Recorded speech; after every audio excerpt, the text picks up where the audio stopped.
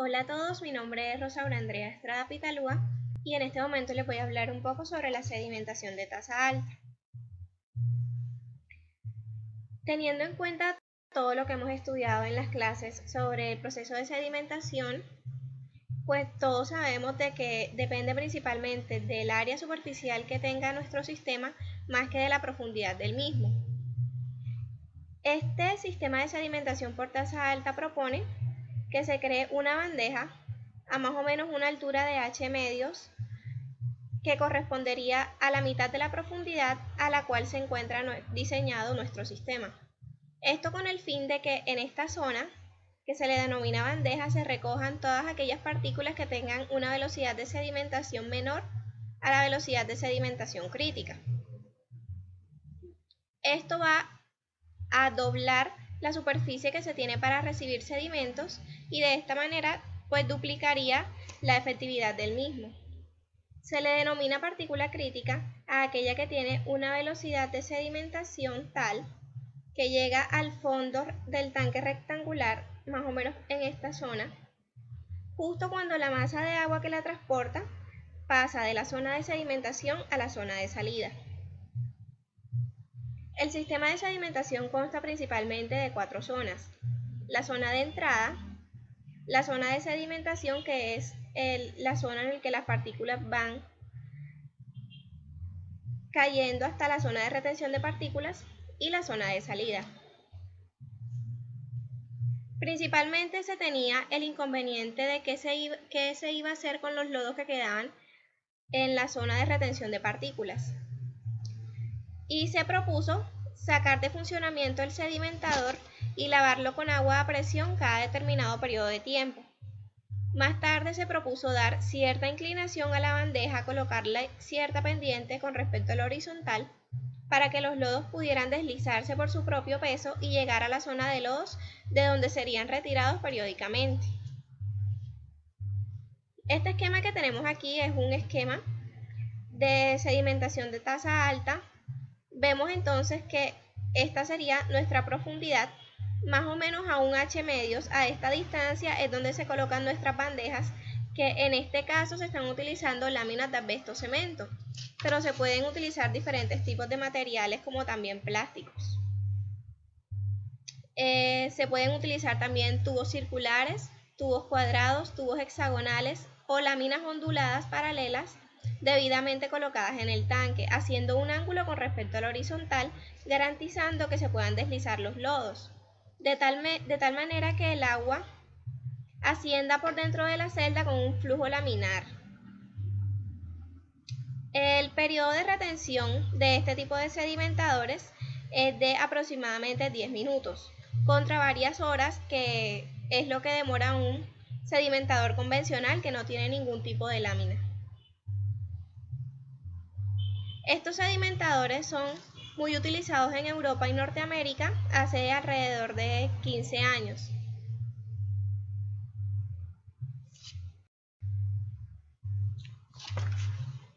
Para calcular entonces la velocidad media que tiene la partícula, necesitamos conocer la velocidad de descenso de la partícula, la longitud de la lámina, que es esta L que tenemos aquí. E sería la distancia que hay entre una lámina y otra. R lo va a definir el tipo de flujo que se tenga. Se debe diseñar para un flujo laminar donde el R sea menor a 250. Teta, que es el ángulo entre las placas, que pues se recomienda que el ángulo sea entre 40 y 60 grados, ya que un ángulo mayor a 60 grados va a disminuir mucho la eficiencia y un ángulo menor a 40 grados hace dificultoso el deslizamiento de los lodos. Bueno, ahora les voy a hablar sobre el artículo de estudio que decidí presentarles. Este artículo tiene por título Estimación de la eficiencia de sedimentadores de tasa alta como pretratamiento al FIME. Fue un artículo publicado por la Universidad Libre de Colombia y fue publicado en el año 2011. Tiene por objeto la determinación de la eficiencia de dos sedimentadores de tasa alta con distinta matriz para la remoción de turbidez y sólidos sedimentables en el agua que ingresa al sistema de tratamiento. La metodología que se utilizó para ello fue que se construyeron dos matrices, una hecha en tubos y la otra en láminas de acrílico. Bueno, es necesario pues comentarles que en la Universidad Libre de Socorro se construyó este sistema FIME, pero tenía el problema de que los sólidos tenía un alto grado de turbidez, o sea, se presentaban muchos sólidos en la zona de captación, que es la denominada quebrada Lanacuma. Entonces se buscó pues que con esta metodología y utilizando dos sedimentadores de tasa alta, una con una matriz tubular y una con una matriz laminar, ver cuál de los dos removía la mayor cantidad de turbidez, color y pues los sólidos que tenga suspendidos. En el 2010 se hizo un análisis de la quebrada Lanacuna y se obtuvo que la turbidez era de 141 unidades nefilométricas de turbidez, pero el sistema debería tener solamente 100 unidades. Y de las unidades de color en el análisis se obtuvieron 147 y pues debería tener 10 unidades de color verdadero. El sistema de tratamiento que se utilizó es este esquema, cuenta con un tanque de almacenamiento, es este negro que está acá ubicado en esta zona alta, para que por gravedad bajara a través de estos vertederos a pequeña escala y entrara pues a estos tres sedimentadores. El sedimentador de color verde está hecho con una matriz de láminas inclinadas. El sedimentador azul no tiene matriz y el sedimentador rojo tiene una matriz tubular. Y por último tenemos la cámara recolectora de muestras.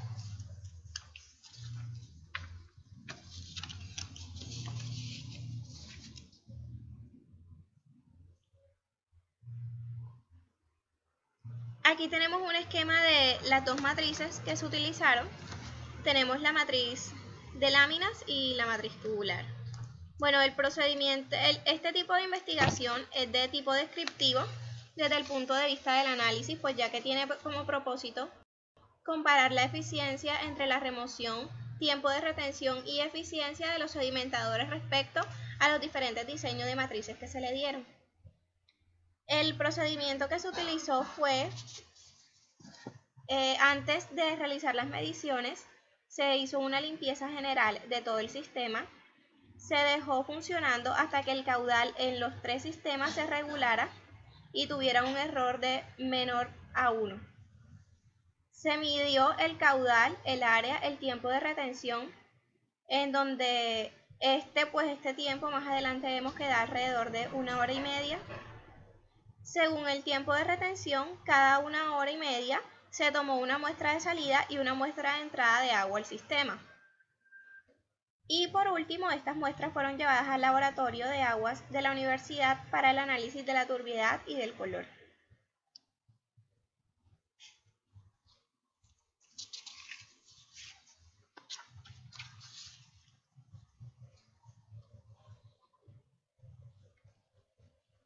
Bueno, finalmente se obtuvieron los siguientes resultados.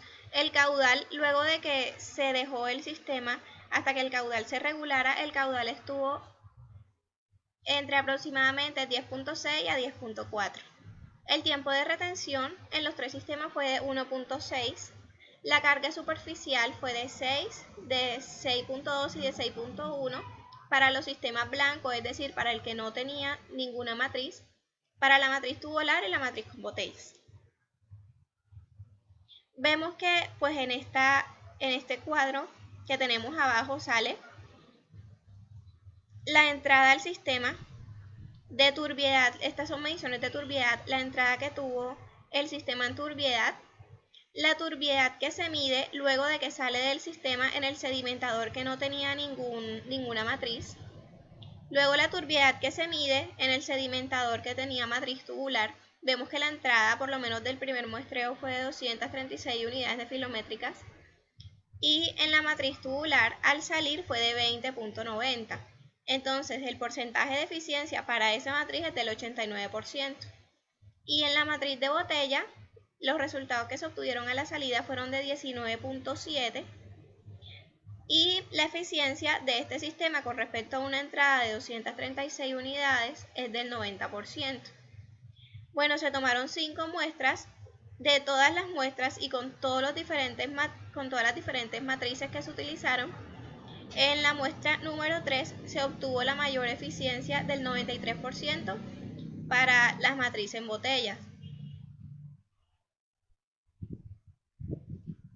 Aquí hay una gráfica pues que nos compara el 2%, esta es la eficiencia del sedimentador que no tenía ningún tipo de matriz, que era un sedimentador convencional. Luego el 89% fue la eficiencia para una matriz tubular y 92% de eficiencia para una matriz en botella. Esta tabla, muy parecida a la de turbiedad, pero en este caso nos mide el color, vemos que tenemos una entrada de 173 unidades de color verdadero. En la salida, en la matriz que no tiene ninguna lámina, sino que es un sedimentador convencional, tenemos 169.10 con respecto a un 173.30 de entrada. Solamente estaríamos removiendo 4 unidades aproximadamente. En la matriz tubular, en la salida se midió 46.21 y en la matriz de botella en la salida fueron 42.32, dándonos unos porcentajes de 70.91 y 73% respectivamente. Vemos entonces que para las dos condiciones, tanto de color como de turbiedad, el mejor sistema fue de matriz en botellas.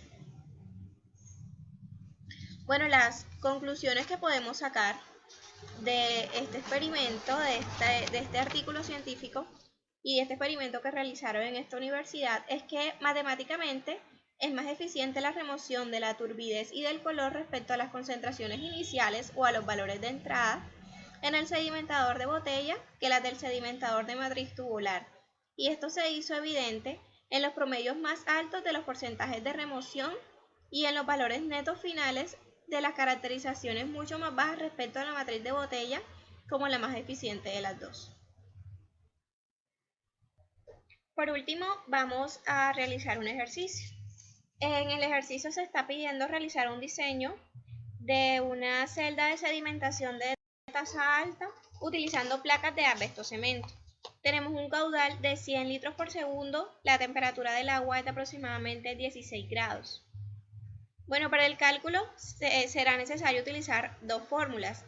Esta primera fórmula que me determina la velocidad de sedimentación de la partícula que queremos analizar, teniendo en cuenta pues los ángulos entre las placas y la longitud de la misma.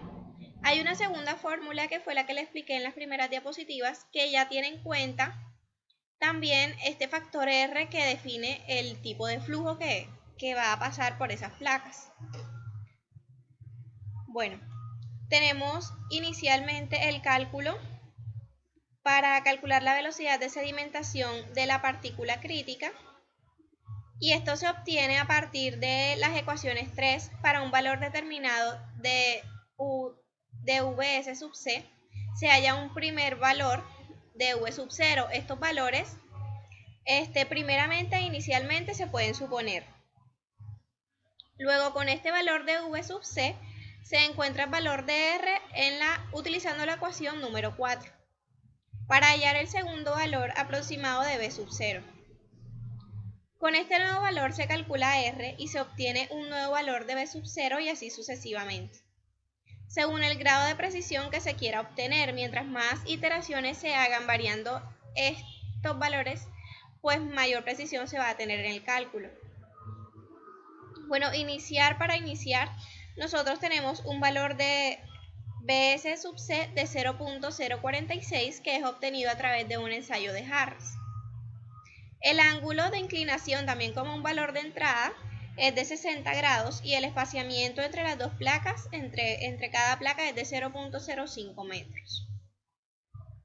Bueno, este es nuestro sistema. Tenemos aquí la bandeja, las placas. Vemos que entre placa y placa, pues la distancia que nos daban inicialmente era de 0.05, la longitud de la placa de 1.20. Para calcular L, L es la longitud de toda la placa entre el espaciamiento que hay entre las placas. La longitud de la placa es de 1.20 y el espaciamiento es de 0.05, esto nos da un valor de 24. Reemplazamos entonces este valor en la ecuación número 3, esta ecuación, y utilizando 60 grados, veíamos al comienzo también de que se recomendaba un valor del ángulo entre 40 y 60 grados, ya que mayor a 60 grados y menor a 40 grados nos iba a disminuir la eficiencia del sistema o a hacer que los lodos no se pudieran deslizar con facilidad. Bueno, esto nos da un valor de la velocidad de 0.59 centímetros por segundo. Con este valor, teniendo en cuenta el procedimiento que se nos explicó anteriormente, se calcula R. En este caso R nos da de 263, pero en las condiciones iniciales veíamos que tenía que ser un valor menor a 250 porque el tipo de flujo que se debe mantener es un flujo laminar. Vemos que 263 es mayor a 250, por tanto, hay que volver a hacer la iteración cambiando alguno de los parámetros, pues recordamos que estamos diseñando y lo que se puede cambiar en este momento pues es la distancia de separación entre las placas. Y vamos a asumir un valor de 0.06 metros. Realizamos nuevamente el mismo procedimiento, calculamos L por este nuevo espaciamiento, calculamos B sub 0 y con este valor de B sub 0 se reemplaza en la fórmula de R para ver si efectivamente nos da que es un flujo laminar o no. Con este valor de 0.06 metros nos da un R de 223, es menor a 250, por tanto es un flujo laminar.